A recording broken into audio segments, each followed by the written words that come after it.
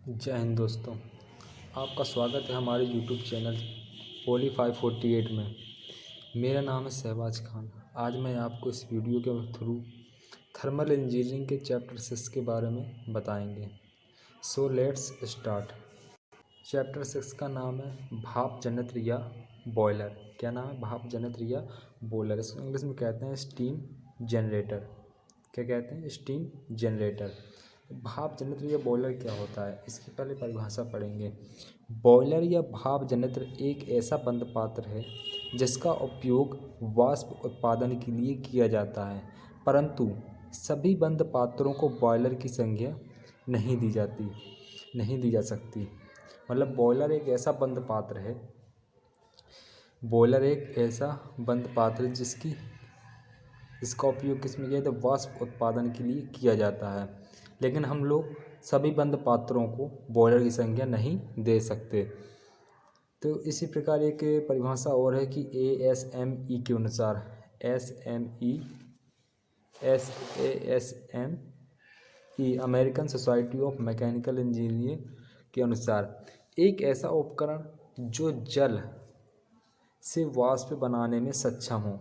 मतलब कोई एक ऐसा उपकरण बंद पात्र हो जो क्या हो, जल से किसमें, वाष्प में। मतलब जल कैसा, द्रव्य अवस्था में हो, वाष्प कैसी हो, गैसीय अवस्था में जो होता है, जो जल से वाष्प बनाने में क्या हो, सक्षम हो, बॉयलर कहलाता है।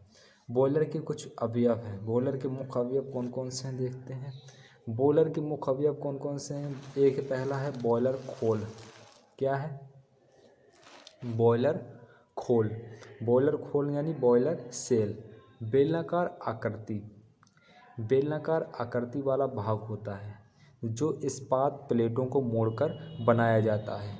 ऊपरी तथा निचले सिरे को प्लेटों द्वारा जोड़ दिया जाता है। इसे क्या कहते हैं? बॉयलर खोल कहते हैं। दूसरे नंबर का है दहन भट्टी यानी कम्बस्टन चैम्बर। खोल का निचला भाग है, निचला भाग होता है जिसमें ऊष्मीय ऊर्जा प्राप्त होती है। यह ऊष्मीय ऊर्जा जल से वाष्प बनाने के लिए प्रयोग की जाती है। इसका इसमें प्रयोग किया जाता है। यह ऊष्मीय ऊर्जा जल से वाष्प बनाने के लिए प्रयोग की जाती है। तीसरे नंबर पे आता है जाली। जाली को क्या बोलते हैं? ग्रेट। ठोस ईंधन दहन के लिए प्रयोग किया जाता है। जाली किस लिए प्रयोग की जाती है? ठोस ईंधन के दहन के लिए प्रयोग की जाती है। ढलुआ लोहे का बार की आकृति का होता है। लोहे का बार है, उसकी आकृति का होता है, जिसमें छिद्रों का प्रयोग किया जाता है। जिसमें किसका प्रयोग किया जाता है? छिद्रों का प्रयोग किया जाता है। फिर हमारी आती है भट्टी। भट्टी क्या है हमारी? इसे फायर बॉक्स भी कहा जाता है। इसे क्या कहते हैं हम लोग? फायर बॉक्स भी कहते हैं। इसे क्या कहते हैं? फायर बॉक्स भी कहते हैं भट्टी को। जाली के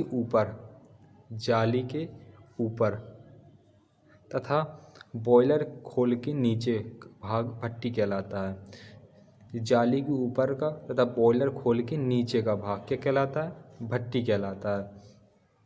हम लोग बात करेंगे 5वें नंबर चढ़नार एवं उपसाधन के बारे में। चढ़नार एवं उपसाधन क्या है? ये एक बॉयलर का अवयवी है। इस क्या है? Mounting and accessories. इसे क्या बोलते हैं? माउंटिंग एंड एक्सेसरीज यानी बॉयलर के वे अंग जो बॉयलर के सुरक्षित परिचालक में सहायक होते हैं, चढ़नार कहलाते हैं। मतलब जो बॉयलर के सुरक्षित परिचालन, मतलब बॉयलर को चलाने के लिए सुरक्षित चीज़ें होती हैं, बॉयलर को चलाने में सुरक्षा प्रदान करती हैं, इसे क्या कहते हैं? चढ़नार कहते हैं, यानी माउंटिंग कहते हैं। जैसे दाब गेज हो गया, सुरक्षा वाल्व हो गया, जल तल सूचक हो गया।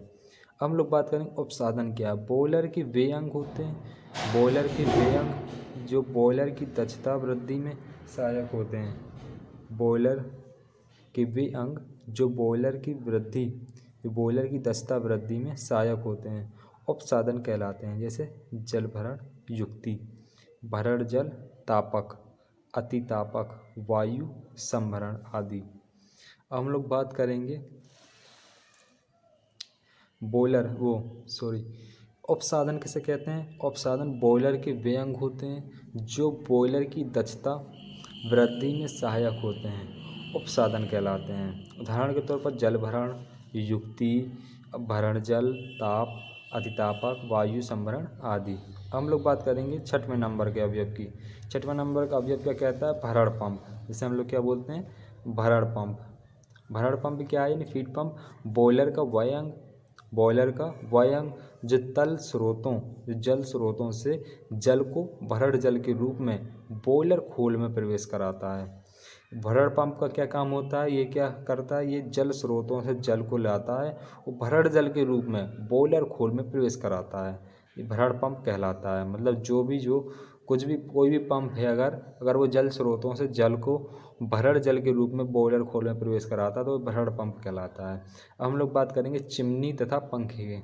चिमनी एंड फैंस, ये बॉयलर का वायंग जो दहन से उत्पन्न धुएं वायुमंडल से निकालने में सहायक होता है। मतलब ये बॉयलर का वायंग होता है जो दहन से उत्पन्न धुआं होता है वो वायुमंडल से निकालने में सहायक होता है। हम लोग बात करेंगे ट्यूब्स एंड हेडर। बॉयलर संयंत्र में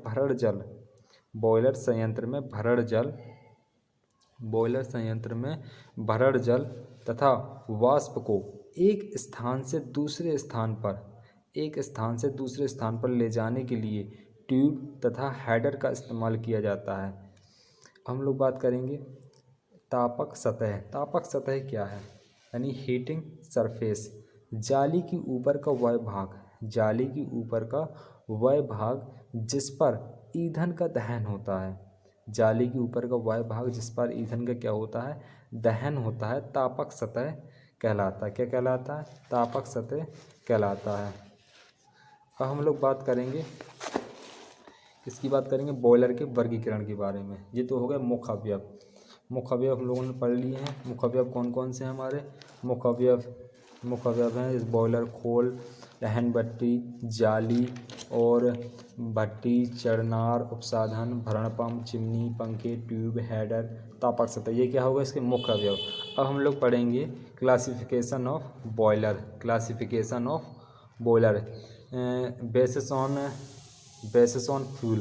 बेसिस ऑन फ्यूल यानी ईंधन के आधार पर 3 वर्गों में विभाजित किया जाता है। ईंधन के आधार पर कितने वर्गों में विभाजित किया जाता है? 3 वर्गों में। पहला था ठोस ईंधन दहन बॉयलर। इसका उदाहरण है कोयला क्या है? ठोस ईंधन है।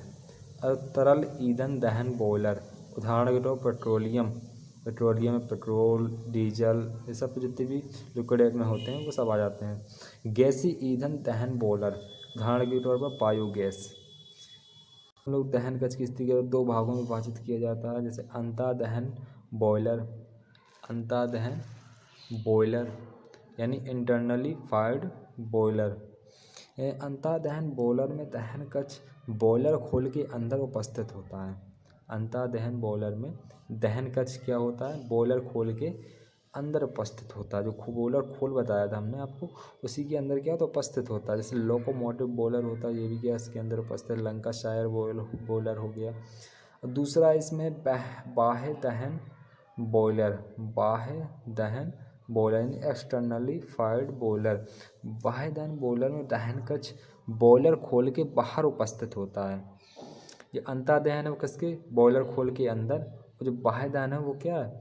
खोल के बाहर, यानी बॉयलर खोल के बाहर उपस्थित होता है। जैसे उदाहरण के तौर पर हम देख सकते हैं कि बैबकॉक बॉयलर हो गया एवं विलकॉक बॉयलर हो गया, स्टर्लिंग बॉयलर हो गया, ये सब बाहर उपस्थित होते हैं। हम लोग बात करेंगे बॉयलर की अक्ष की स्थिति के आधार पर। पहला तो आता है ऊर्ध्वाधर बॉयलर, उदाहरण के तौर पर काकरान बॉयलर। क्षैतिज बॉयलर, उदाहरण देखिए इसका रेल इंजन बॉयलर हो गया। जैसे नट बॉयलर कैसे कहते हैं? स्टर्लिंग बॉयलर को।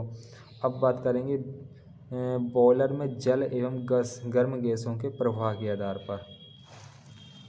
बॉयलर में जल एवं गर्म गैसों के प्रवाह के आधार पर तो हमारा ये आता है, पहला आता है धूम्र नली बॉयलर। पहला हमारा क्या आता है? धूम्र नली बॉयलर यानी फायर ट्यूब बॉयलर। इस बॉयलर में भट्टी के अंदर की गर्म गैसें नलियों के भीतर प्रवाहित होती हैं। क्या होती हैं? नलियों के भीतर प्रवाहित होती हैं तथा भरण जल इन नलियों के ऊपर से इन नलियों के ऊपर से प्रवाहित होता है। धूम नली बॉयलर किसे कहते हैं? इस बॉयलर में भट्टी के अंदर की गर्म गैसें नलियों के भीतर प्रवाहित होती हैं तथा भरड़ जल इन नलियों के ऊपर से प्रवाहित होता है। ये किसमें होता है? रेल इंजन बॉयलर है, उदाहरण के तौर पर लंकाशायर बॉयलर है। अब हम लोग बात करेंगे जल नली बॉयलर। इस बॉयलर में भरड़ जल होता है वो क्या? नली के भीतर से प्रभावित होता है तथा भट्टी की गर्म गैसें नलियों के ऊपर से प्रभावित होती हैं। उदाहरण के तौर पर बैबकॉक एवं विलकॉक, स्टर्लिंग बॉयलर। हम लोग बात करेंगे बॉयलर में पानी के संचरण के आधार पर। बॉयलर में पानी के संचरण के आधार पर बॉयलर में पानी के संचरण के आधार पर मुख्यतः दो प्रकार के होते हैं। पहला तो होता है प्राकृतिक संचरण बॉयलर। प्राकृतिक संचरण बॉयलर, इस बॉयलर में भरड़ जल स्वतः ट्यूब के माध्यम से बॉयलर खोल में प्रवेश करती है। जो प्राकृतिक संचरण बॉयलर है, इस बॉयलर में भरड़ जल जो होता है स्वतः ट्यूब के माध्यम से, मतलब अपने आप ही ऑटोमेटिक ट्यूब के माध्यम से बॉयलर खोल में प्रवेश करती है। इस बॉयलर में पंप की आवश्यकता नहीं होती है। और फिर है कृत्रिम संचरण बॉयलर, यानी इस बॉयलर में पानी के संचरण के लिए पंप की आवश्यकता होती है। प्राकृतिक में पंप की आवश्यकता नहीं होती है, कृत्रिम में है जो आवश्यकता पड़ती है हम लोगों को पंप की। हम लोग बात करेंगे बॉयलर के दाब के आधार पर। एक होता है निम्न दाब, एक होता है उच्च दाब बॉयलर। निम्न दाब बॉयलर में भाप का दाब है जो क्या होता है 80 बार से कम होता है। और जो उच्च दाब बॉयलर है इसमें 80 बार से अधिक का दाब होता है। निम्न दाब बॉयलर जैसे 80 बार, जिस बॉयलर में 80 बार से कम दाब होता है जैसे वो है rail engine boiler, Lancashire boiler. और अगला उच्च और जो उच्च दाब बॉयलर है उसमें जो क्या होता है लामाउंट बॉयलर में क्या होता है 80 बार से अधिक भाप का दाब होता है। और ये विलकॉक्स में इसी प्रकार 80 बार से अधिक दाब होता है भाप का दाब। हम लोग बात करेंगे बॉयलर की क्षमता के आधार पर। बॉयलर की क्षमता के आधार पर एक तो होता है निम्न क्षमता बॉयलर, एक उच्च क्षमता बॉयलर। निम्न क्षमता बॉयलर में 10 टन पर हावर की क्षमता होती है। बॉयलर की क्षमता कितनी है? 10 टन पर हावर। ये किस में होता है? रेल इंजन बॉयलर में। और उच्च क्षमता बॉयलर, इस बॉयलर की क्षमता 100 टन पर हावर होती है। एक इसमें लामांट बॉयलर हो गया, बेंसन बॉयलर हो गया, क्या अधिक क्षमता वाले बॉयलर हैं। हम लोग बात करेंगे बॉयलर पॉइंट के मुख्य लक्षण। बॉयलर प्लांट के मुख्य लक्षण। बॉयलर प्लांट के मुख्य लक्षण। एक अच्छे बॉयलर में निम्न गुणों का होना आवश्यक है, जैसे वाष्प उत्पादन की दर आवश्यकता अनुसार होनी चाहिए। बॉयलर कम से कम स्थान घेरने वाला होना चाहिए, मतलब कम से कम जगह में लगना चाहिए, ज़्यादा स्थान ना घेरना चाहिए। तीसरा है बॉयलर का परिचालन विश्वसनीय होना चाहिए। परिचालन क्या है? विश्वसनीय होना चाहिए। बॉयलर आसानी से शुरू हो जाना चाहिए, ये नहीं कि बहुत देर में शुरू हो रहा है, उसका फिर खर्चा भी ज़्यादा आता है, परेशानी भी होती है। 5वां नंबर बॉयलर की ऊष्मीय दक्षता अधिक होनी चाहिए। 6वां नंबर बॉयलर का डिज़ाइन सरल होना चाहिए। अब हम लोग बात करेंगे बॉयलर चढ़नार के बारे में। बॉयलर चढ़नार क्या है? यानी बॉयलर माउंटिंग। विभिन्न प्रकार के गेज एवं वाल्व जो बॉयलर के सुरक्षित परिचालक में सहायक होते हैं बॉयलर चढ़नार कहलाते हैं। यह चढ़नार बॉयलर पर सीधे लगे होते हैं। बॉयलर के सुरक्षित परिचालन के लिए निम्न चढ़नार आवश्यक हैं। जैसे दाब गेज हो गया, यह क्या एक प्रकार का चढ़नार है जो परिचालन में सुरक्षा प्रदान करते हैं। जैसे दाब गेज किसे कहते हैं? दाब गेज समानता बॉयलर ड्रम या खोल के शीर्ष सम्मुख पर लगा होता है। दाब गेज समानता बॉयलर ड्रम या खोल के शीर्ष सम्मुख पर लगा होता है। ये दाब गेज का मुख्य कार्य बॉयलर में उपजे भाप के दाब को बताना होता है। बॉयलर में उपजे भाप के दाब को बताना होता है। ये क्या करता है? भाप के दाब को बताता है कितना है, कम है, ज़्यादा है। ये 2 प्रकार के दाब गेज का प्रयोग किया था, इसमें से एक बताया गया है इसमें बर्डन दाब गेज। इस दाब गेज में पॉइंट लीवर एवं गियर की सहायता से, जो पॉइंटर है लीवर एवं गियर की सहायता से बर्डन ट्यूब से जुड़ा होता है। जब कार्यकारी पदार्थ को इस ट्यूब से गुजारा जाता है तो प्रवाह चक्रीय होते हुए पॉइंटर को बल बल प्रदान करता है। यह पॉइंटर चक्रीय स्केल से जुड़ा होता है जो भाप के दाब को बताता है। जितना भाप का दाब होता है, मतलब जो बर्डन दाब गेज है, इस दाब गेज में पॉइंटर जो होता है लीवर एवं गियर की सहायता से बर्डन ट्यूब से जुड़ा होता है। ये पॉइंटर है लीवर एवं गियर की सहायता से बर्डन ट्यूब में जुड़ा होता है। और जब कार्यकारी पदार्थ को इस ट्यूब से गुजारा जाता है, जब कोई कार्यकारी पदार्थ जो भी हो उस ट्यूब से गुजारा जाता है, तो प्रवाह चक्री होते हुए, प्रवाह कैसा होता है, चक्री होते हुए पॉइंटर को बल प्रदान करता है। जब ये चक्री पदार्थ को गुजारा जाता है तो ये चक्री हो जाता है, चक्री प्रक्रम हो जाता है, तो पॉइंटर को क्या एक प्रकार का बल मिलता है, जिससे वो क्या होता है, पॉइंटर चक्री स्केल से जुड़ा होता है तो क्या करता है, भाप के दाब को नाप लेता है। मतलब पॉइंटर जब चक्री स्केल से जुड़ा होता है तो वो क्या करता है, भाप के दाब को माप लेता है, जितना उसका भाप का दाब होता है। अब हम लोग बात करेंगे सुरक्षा वाल्व के बारे में। सुरक्षा वाल्व क्या है? सुरक्षा वाल्व, सुरक्षा वाल्व क्या है? यानी बॉयलर एक्ट के अनुसार प्रत्येक बॉयलर में कम से कम 2 सुरक्षा वाल्व लगे होना चाहिए। सुरक्षा वाल्व का मुख्य कार्य अत्यधिक उपजी ऊष्मा को बाहर वायुमंडल में निकालना होता है, जिससे बॉयलर के अंदर का दाब निश्चित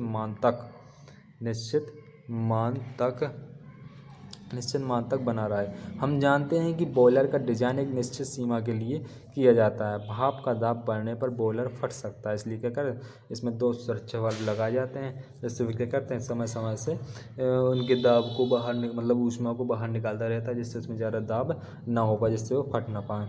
और तीसरा आता है कि जलतल सूचक का मुख्य कार्य क्या होता है। जलतल सूचक का मुख्य कार्य बॉयलर ड्रम में जल के तल को नियमित रूप से मापना होता है।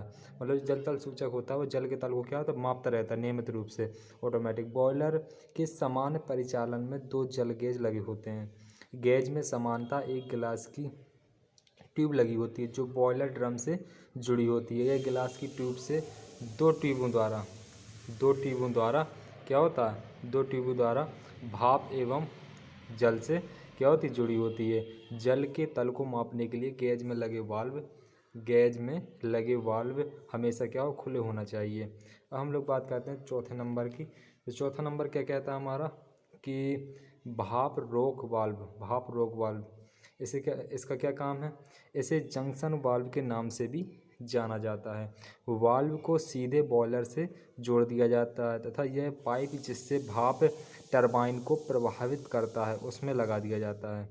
यह वाल्व भाप के प्रवाह को रोकता है, इसलिए इसे रोका वाल्व भी कहा जाता है।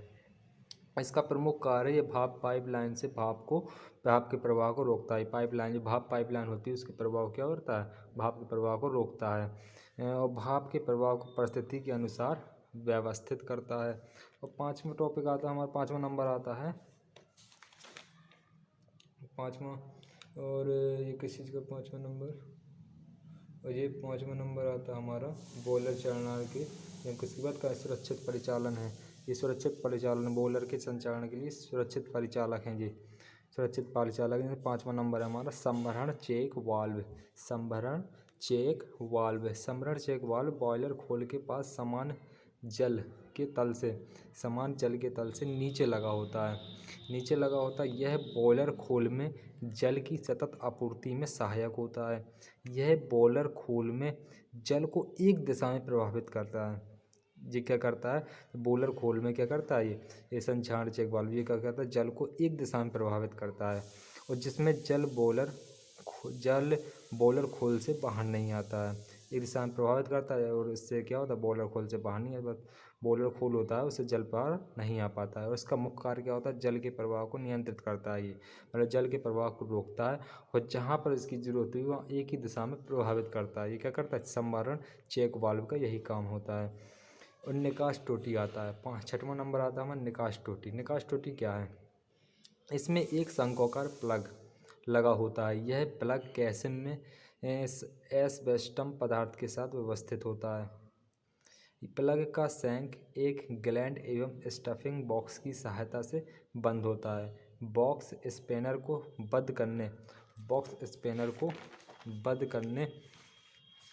करने के लिए योक एवं ऊर्ध्व साल्ट का प्रयोग किया जाता है। बॉक्स स्पैनर का प्रयोग प्लग स्प्लेंडर को घुमाने के लिए प्रयोग किया जाता है। इसका मुख्य कार्य क्या होता है, इसका मुख्य कार्य निकास टोटी। निकास टोटी का मुख्य कार्य क्या होता है कि जल विसर्जन के लिए प्रयोग किया जाता है, मतलब जल को विसर्जित करने के लिए क्या है इसका प्रयोग किया जाता है। और तल छत्ती में जमे अवसाद को, तल छत्ती मतलब जो जल का तल होता है, जल का तल, उसमें जो अवसाद जमे होते हैं उसको बाहर निकालने का कार्य करता है टोटी ये टोटी, ये निकास टोटी होती है हमारी वह है। और बॉयलर को खाली करता है, निरीक्षण परीक्षण रखरखाव के दौरान बॉयलर को क्या करता है ये खाली करता है निकास टोटी। अब बात करते हैं हम 7वें नंबर की। 7वें नंबर का नाम है फ्यूजिबल प्लग यानी गलनी प्लग। इसका मुख्य कार्य क्या होता है, यह बॉयलर को अति तापन से होने वाले नुकसान को बचाता है। ये बॉयलर क्या कहता है अति तापन से होने वाले नुकसान को बचाता है। अति तापन का मुख्य कारण जल के स्तर में कमी होती है। यह बॉयलर खोल एवं दहन भट्टी के बीच में लगा होता है।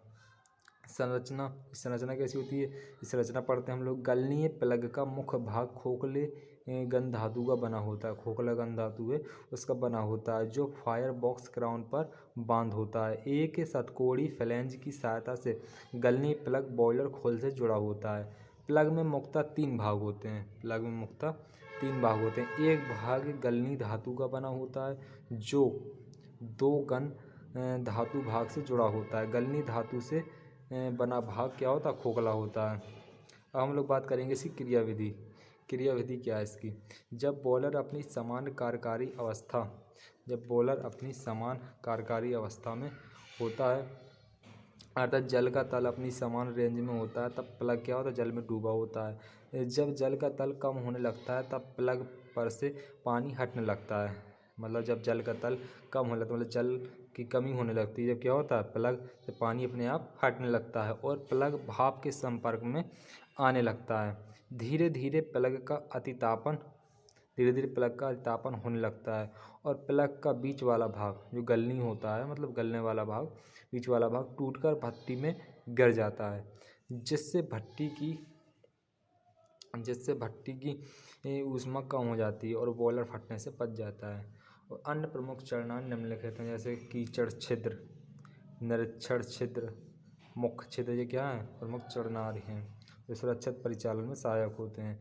इन छिद्रों का मुख्य कार्य मरम्मत, निरीक्षण, रखरखाव कार्यों के लिए प्रयोग किया जाता है। अब हम लोग बात करेंगे बॉयलर के उपसाधन के बारे में। बॉयलर के कौन कौन से उपसाधन, बॉयलर उपसाधन किसे कहते हैं। बॉयलर के परिचालन को दक्षता वृद्धि करने के लिए प्रयुक्त युक्तियों को बॉयलर उपसाधन कहते हैं। मतलब बॉयलर के परिचालन को दक्षता वृद्धि करने के लिए जो उसमें प्रयुक्त युक्तियाँ होती हैं उसको क्या कहते हैं, बॉयलर उपसाधन कहते हैं। बॉयलर उपसाधन का प्रयोग नहीं करने पर बॉयलर का कार्य सुचारू रूप से होता है, परंतु इसके न लगने पर बॉयलर की दक्षता प्रभावित होती है। इसके प्रमुख उपसाधन को अतितापक यानी सुपर हीटर, मितोपयोजक यानी इकोनोमाइजर, वायु पूर्व तापक यानी एयर प्रीहीटर। इसमें से इम्पोर्टेंट कौन सा है, मितोपयोजक है, इसी के बारे में हम चर्चा करेंगे। इकोनोमाइजर किसे कहते हैं, मितोपयोजक को भरड़ जल पूर्व तापक भी कहते हैं। क्या कहते हैं इसको, भरड़ जल पूर्व तापक। यह एक ऊष्मा मितोपयोजक क्या कहते हैं हम लोग, भरड़ जल पूर्व तापक भी कहते हैं। यह एक ऊष्मा नियमित होता है जिसमें गर्म गैसों की ऊष्मा को संघनित्र जल या भरड़ जल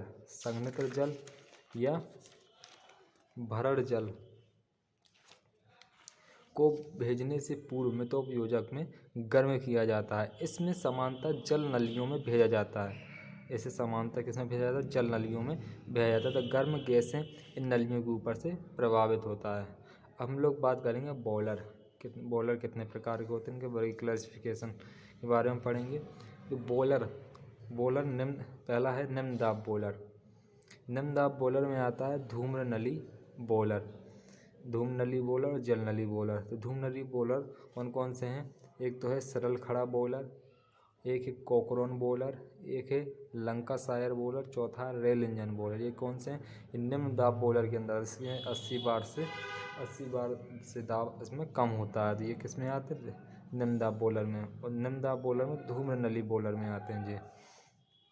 और दूसरा नंबर है निम्न दाब में जल नली बॉयलर। जल नली बॉयलर में कौन कौन से बॉयलर आते हैं? एक तो हो गया वेबकॉक विलकॉक बॉयलर, दूसरा है स्टर्लिंग बॉयलर, और आता है उच्च दाब बॉयलर। उच्च दाब बॉयलर मतलब जो 80 बार से अधिक का दाब, 80 बार से अधिक का दाब होता है इसमें, उसे उच्च दाब बॉयलर कहते हैं। तो पहला है इसमें ला माउंट बॉयलर, ये वेरी इंपॉर्टेंट है। और दूसरा है ला एफ्लर बॉयलर। सी नंबर है Benson boiler, Velox boiler, Schmidt Hartmann boiler. तो हम लोग इम्पोर्टेंट बॉयलरों के बारे में चर्चा करेंगे, जिसमें से पहला बॉयलर आता है हमारा कॉकरॉन बॉयलर, जो कौन सा निम्न दाब बॉयलर का निम्न दाब बॉयलर है ये, और धूम्र नली बॉयलर में आता है ये। तो कॉकरॉन बॉयलर ऊर्ध्वाधर धूम्र नली बॉयलर है।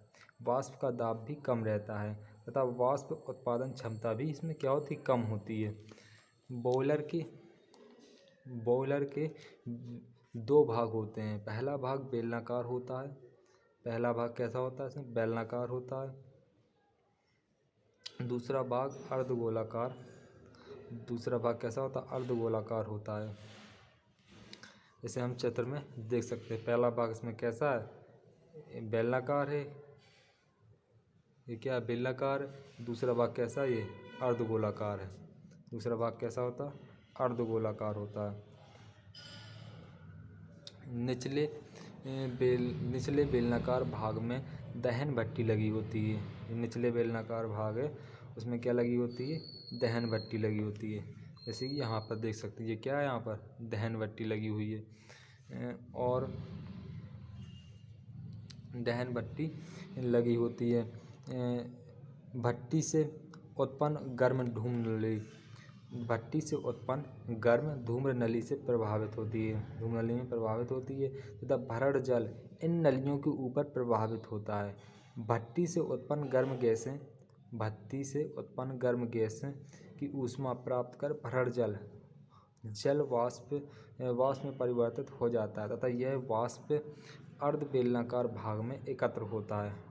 वाष्प रोक वाल्व के माध्यम से यह वाष्प प्राथमिक चालक को भेज दिया जाता है। चलो इस चित्र के माध्यम से समझते हैं हम। वो क्या कहता है कि बॉयलर के दो भाग होते हैं, एक तो हो गया ये बेलनाकार भाग, दूसरा हो गया ये अर्धगोलाकार भाग। तो इसमें निचले बेलनाकार भाग में क्या दहन भट्टी होती है, जो कि हमें दिखाया गया। ये क्या है? दहन भट्टी है। यहाँ पर दहन भट्टी होती है, और भट्टी से उत्पन्न जो गर्म गैसें हैं धूम्र नली में प्रभावित होती हैं। धूम्र नली में प्रभावित होती हैं। धूम्र नली कहाँ पर है? धूम्र नली ये यहाँ से क्या होती है? प्रभावित होती है धूम्र नली से। धूम्र नली से प्रभावित होने के बाद ये क्या होता है? भरड़ जल इन नलियों के ऊपर प्रभावित होता है। जो नलियाँ हैं इसमें क्या होता है? भरड़ जल यहाँ से प्रवेश करते हुए इन नलियों के द्वारा यहाँ से प्रभावित होता है। भरड़ जल नलियों से प्रभावित होता है। और भट्टी से उत्पन्न गर्म गैसें ऊष्मा प्राप्त कर भरड़ जल वाष्प में परिवर्तित हो जाता है।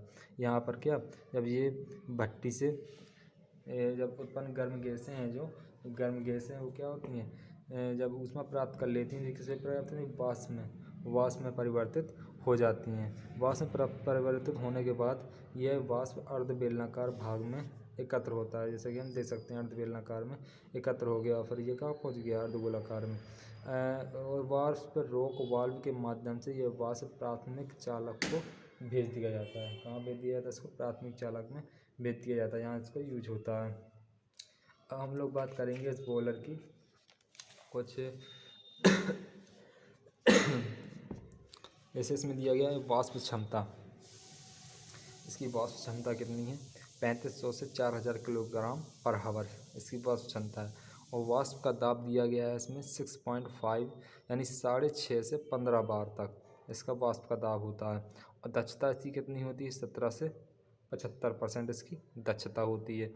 और तापक सतह यानी 130 मीटर क्यूब होती है। बॉयलर की ऊंचाई कितनी होती है? 5.79 मीटर यानी पौने 6 मीटर के लगभग होती है। और बॉयलर की चौड़ाई 2.75 मीटर यानी पौने 3 मीटर के लगभग होती है।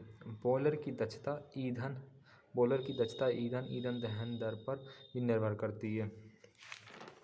अब हम लोग बात करेंगे रेल इंजन बॉयलर की। रेल इंजन बॉयलर जो किस में आता है, निम्न दाब बॉयलर में आता है। निम्न दाब बॉयलर में, वो भी किस में, धूम्र नली बॉयलर में।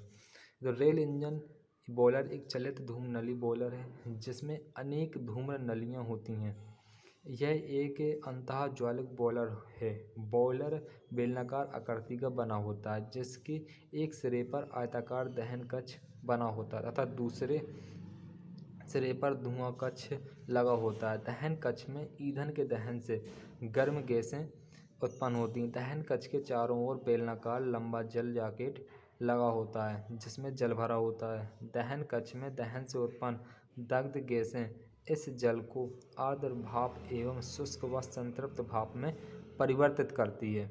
यह शुष्क एवं संतृप्त भाप बॉयलर के ऊपरी यह शुष्क एवं संतृप्त भाप बॉयलर के ऊपरी सिरे, जिसे वाष्प डोम कहते हैं, में इकट्ठा होता है। इस वाष्प डोम में वाष्प रेगुलेटर लगा होता है जो भाप के प्रवाह को क्या करता है, नियंत्रित करता है। भाप के प्रवाह को नियंत्रित कर इस चित्र में दिखाया गया है। इस चित्र से आप समझ सकते हैं ये क्या है, रेल इंजन बॉयलर का चित्र है। इसमें क्या अनेक प्रकार की धूम नलियाँ होती हैं। ये क्या धूम नली हैं, ये अनेक प्रकार की क्या धूम नली। इसमें कई प्रकार की, इस चित्र में जो प्रदर्शित हो रहा है, धूम नली कैसी हैं, कई प्रकार की इसमें। और जिसके एक सिरे पर आयताकार दहन कक्ष होता है। आयताकार ये क्या है, दहन कक्ष है। आयताकार दहन कक्ष होता है। एक सिरे पर धुआं कक्ष लगा होता है। ये क्या धुआं कक्ष है, चिमनी जिसे बोलते हैं। अब हम लोग इसके गुणों के बारे में बताएंगे कि इसका गुण मतलब क्या दाब क्षमता क्या होती है। तो भाप का दाब है वो क्या होता है, इसमें 14 बार होता है। और वाष्प क्षमता 9 गुणे 10 की पावर 3 किलोग्राम पर हावर होती है। नालिका का व्यास एवं लंबाई, व्यास कितना होता है 2.095 और इसकी लंबाई होती है 5.206। अतितप्त नलियों का साइज एवं संख्या, अतितप्त जो नलियाँ होती हैं उसमें धूम नली से बोलते हैं, उनका साइज होता है 14 सेंटीमीटर। संख्या उनकी कितनी होती है 38।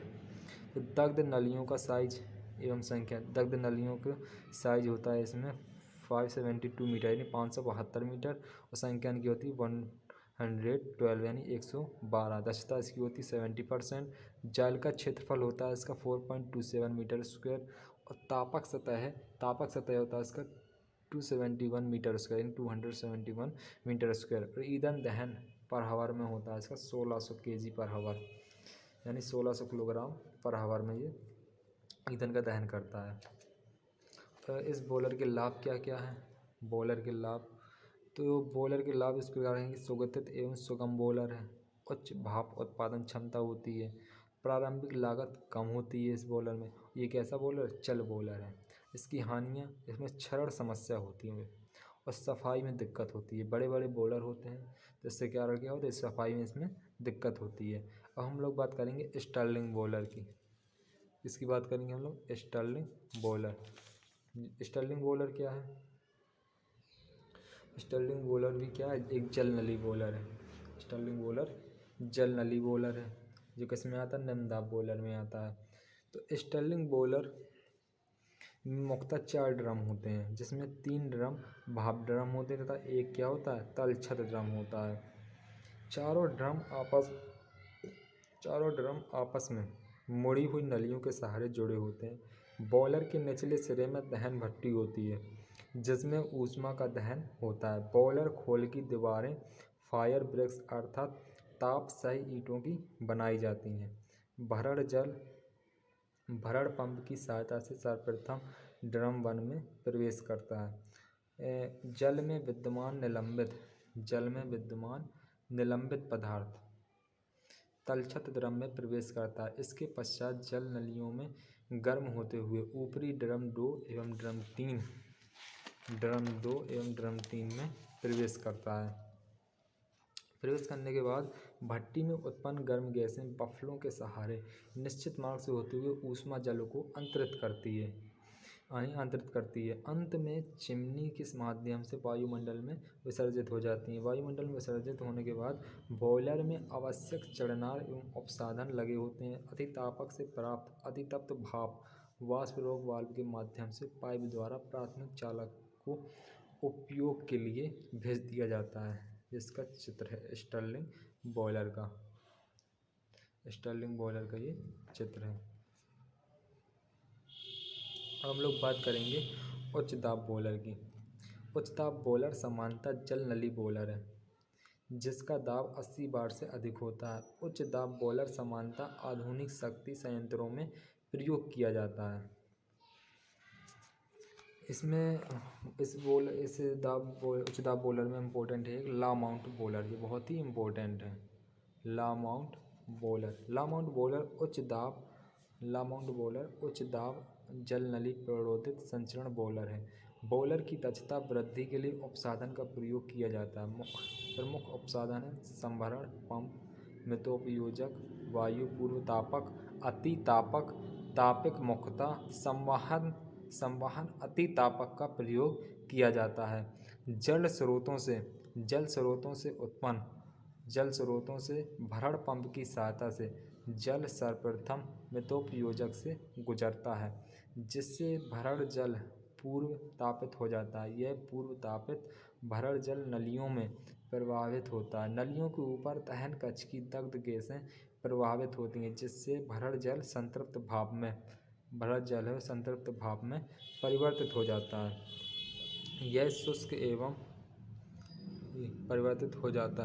यह शुष्क एवं संतृप्त भाप अतितापक से अतिरिक्त ऊष्मा प्राप्त कर अतितप्त भाप में परिवर्तित हो जाता है। दहन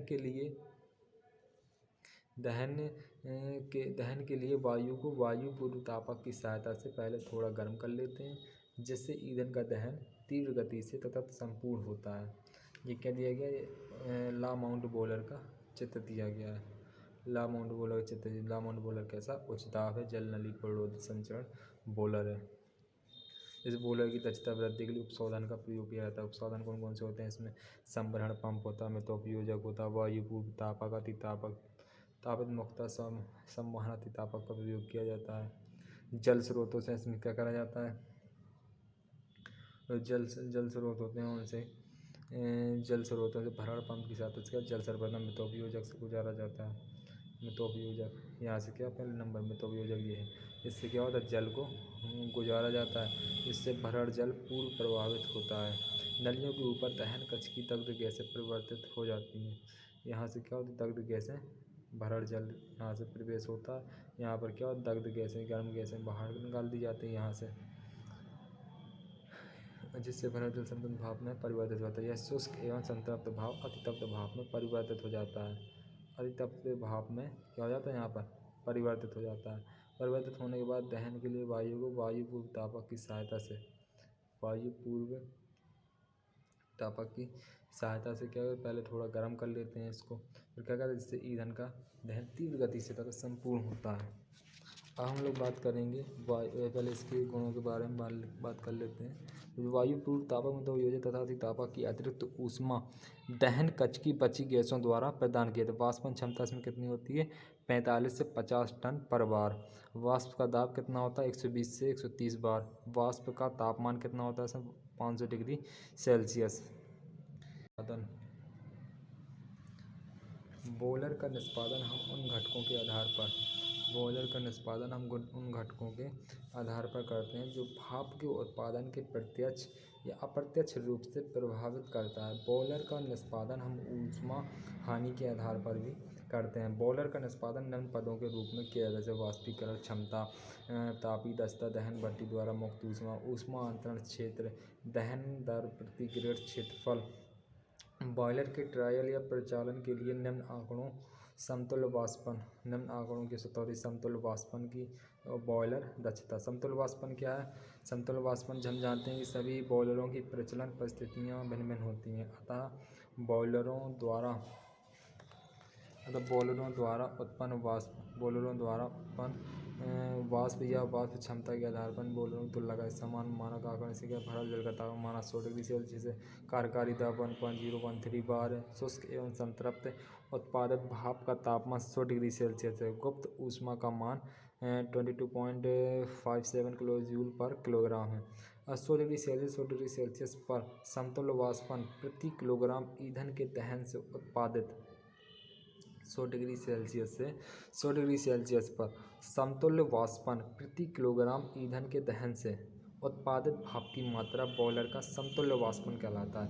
मेन परिभाषा इसकी कितनी है, यहाँ से यहाँ तक। वो क्या कहता है, 100 डिग्री सेल्सियस 100 डिग्री सेल्सियस पर समतुल्य वाष्पन प्रति किलोग्राम ईंधन के दहन से उत्पादित भाप की मात्रा। जब हम 1 किलोग्राम ईंधन को दहन करते हैं, जब उससे जो उत्पादित क्या भाप, जो भाप का उत्पादन होता है इतना, उसकी मात्रा को किलोग्राम में क्या कहते हैं, बॉयलर का समतुल्य वाष्पन कहते हैं। इसे ई द्वारा प्रदर्शित करते हैं। ई बराबर होता है MA into H minus HF। ई बराबर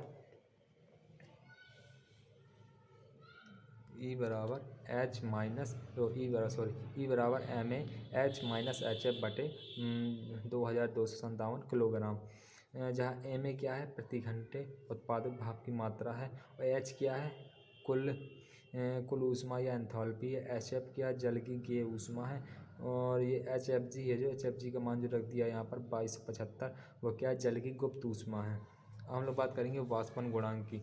वाष्पन गुणांक क्या है, वास्तविक कार्यकारी परिस्थितियों में 1 किलोग्राम जल द्वारा वास्तविक कार्यकारी परिस्थितियों में 1 किलोग्राम जल द्वारा ली गई ऊष्मा की मात्रा तथा 1 किलोग्राम जल के वाष्पन के लिए आवश्यक ऊष्मा की मात्रा के अनुपात को वाष्पन गुणांक कहते हैं। वास्तविक कार्यकारी परिस्थितियों में 1 किलोग्राम जल द्वारा ली गई ऊष्मा की मात्रा, 1 किलोग्राम जल द्वारा ली गई ऊष्मा की मात्रा तथा 1 किलोग्राम जल के वाष्पन के लिए आवश्यक ऊष्मा की मात्रा के अनुपात को वाष्पन गुणांक कहते हैं। इसे किससे प्रदर्शित करते हैं, इसे FE द्वारा प्रदर्शित करते हैं। इसे FE द्वारा प्रदर्शित करते हैं। इसका सूत्र क्या होता है, FE बराबर H माइनस HF बटे 2257। FE का मान सदैव 1 से अधिक होता है, हमेशा ध्यान रखना। ये इसका मान क्या होता है, 1 से अधिक होता है। हम लोग बात करेंगे बॉयलर दक्षता क्या है, बॉयलर एफिशिएंसी। बॉयलर एफिशिएंसी क्या है, यह ऊष्मा उत्पादन के लिए प्रयोग की गई वास्तविक ऊष्मा की मात्रा तथा दहन कक्ष में प्रयुक्त ईंधन की मात्रा का अनुपात होता है।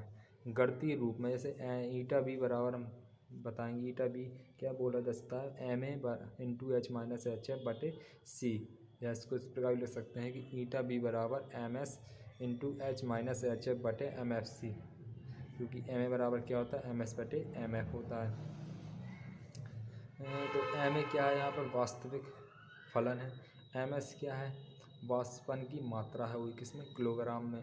और ये MF है, MF दिया गया है। MF क्या है, ईंधन की मात्रा है किलोग्राम में। H क्या है, H पता है हम लोग, कुल ऊष्मा है। एंथैल्पी मतलब एंथैल्पी क्या कहलाती है, कुल ऊष्मा कहलाती है, एंथैल्पी है ये H। और HF क्या है, HF वाष्प की गेय ऊष्मा है, यानी जो मतलब ज्ञात ऊष्मा है ये। और C क्या है, C ईंधन की ऊष्मी मान है। आई होप कि आपको ये वीडियो पसंद आया और मैंने जो आपको बताया वो आपको अच्छा लगा होगा और आपको समझ में आया होगा। तो